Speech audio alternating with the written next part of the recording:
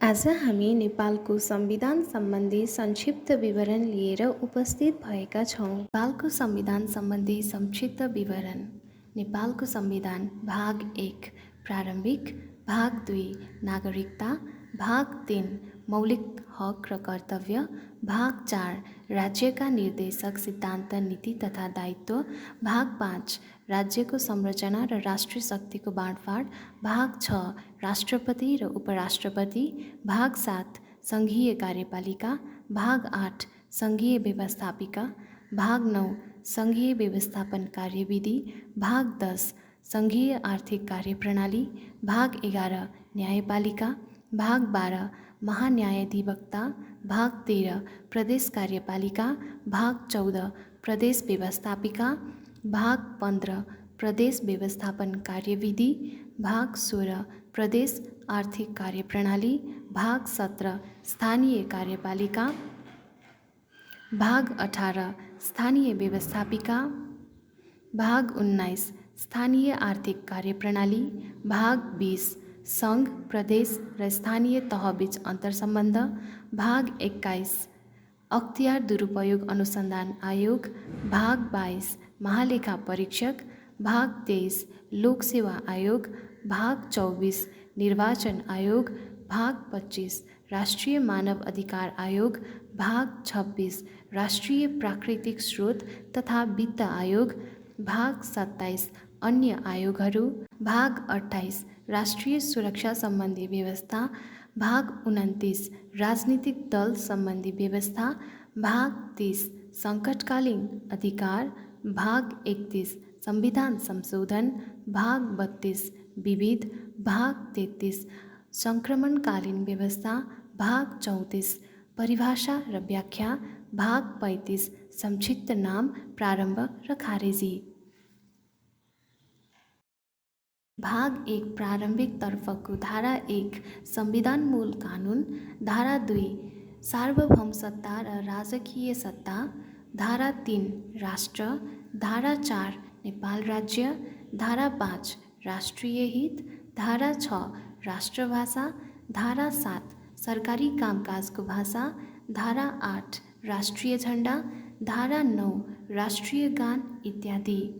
भाग 2 नागरिकतातर्फको, धारा 10 नागरिकताबाट वञ्चित नगरिने, धारा 11 नेपालको नागरिक ठहर्ने, धारा 12 वंशीय आधार तथा लैङ्गिक पहिचान सहितको नागरिकता, धारा 13 नागरिकताको प्राप्ति, पुनःप्राप्ति र समाप्ति, धारा 14 गैर आवासीय नेपाली नागरिकता प्रदान गर्न सकिने, धारा 15 नेपालको नागरिकता सम्बन्धी अन्य व्यवस्था।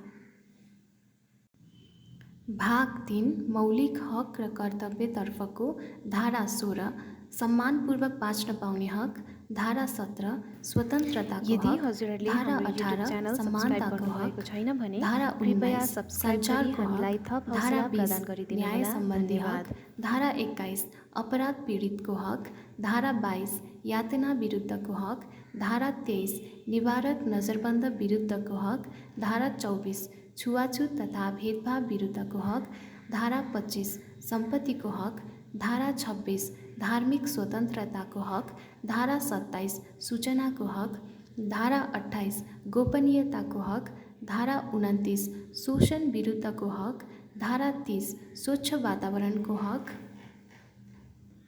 धारा 31 शिक्षा सम्बन्धी हक, धारा 32 भाषा तथा संस्कृतिको हक, धारा 33 रोजगारीको हक, धारा 34 श्रमको हक, धारा 35 स्वास्थ्य सम्बन्धी हक, धारा 36 खाद्य सम्बन्धी हक, धारा 37 आवासको हक, धारा 38 महिलाको हक, धारा 39 बालबालिकाको हक, धारा 40 दलितको हक, धारा 41 ज्येष्ठ नागरिकको हक, धारा 42 सामाजिक न्यायको हक, धारा 43 सामाजिक सुरक्षाको हक, धारा 44 उपभोक्ताको हक, धारा 45 देश निकाला विरुद्धको हक, धारा 46 संवैधानिक उपचारको हक, अन्य, धारा 47 मौलिक हकको कार्यान्वयन, धारा 48 नागरिकका कर्तव्य, भाग 4 राज्यका निर्देशक सिद्धान्त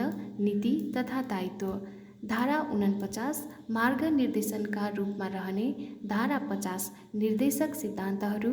धारा 51 राज्यका नीतिहरू। धारा 52 राज्यको दायित्व। धारा 52 राज्यको दायित्व। धारा 53 प्रतिवेदन पेश गर्ने। धारा 54 अनुगमन सम्बन्धी व्यवस्था। धारा 55 अदालतमा प्रश्न उठाउन नसकिने। भाग 5 राज्यको संरचना र राज्य शक्तिको बाँडफाँड। धारा 56 राज्यको संरचना। धारा 57 राज्य शक्तिको बाँडफाँड। धारा 58 अवशिष्ट अधिकार।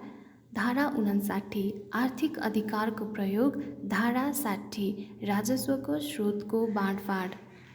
यस्तै लोकसेवा सामग्री तथा दैनिक एमसिक्यू सेट प्र्याक्टिस गर्नको लागि तल डिस्क्रिप्सन बक्समा दिइएको लिङ्कको सहायताले फेसबुक पेज हिन्ट प्लस र टेलिग्राम च्यानल हिन्ट प्लसमा जोडिनुहोला। धन्यवाद।